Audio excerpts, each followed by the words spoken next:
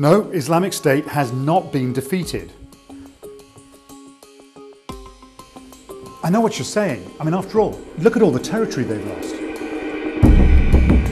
In 2014, the group controlled 10 million people in large parts of Iraq and Syria. Then the world took notice and took action. So yes, the dream of a caliphate, an Islamic state, that's over. But IS can still do damage. Their leader is still out there, despite numerous reports of his death.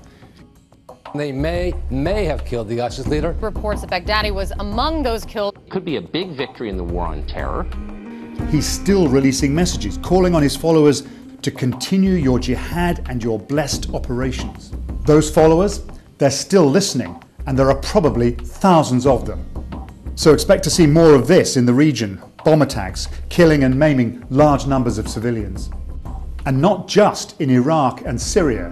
IS has active franchises in Afghanistan, in Yemen, in Libya. And yes, there will continue to be attacks in the West too. London, Barcelona, Paris.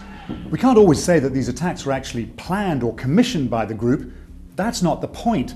The point is that the ideology alone is often enough to inspire those attacks. And the ideology is very much alive. To understand why, just look at the places where it started.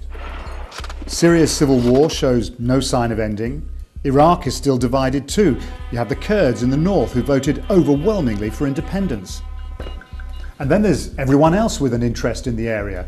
Russia, America, Iran, Turkey, all with their own different agendas. You have splits along sectarian lines, along ethnic lines, and along regional lines.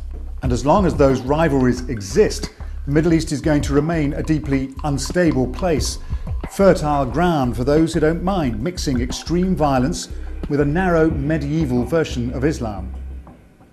And remember, groups like IS, like its predecessors, were able to cause mayhem without actually occupying any territory. There's no reason to suppose that won't happen again. As one Iraqi officer said to me, this is never going to end.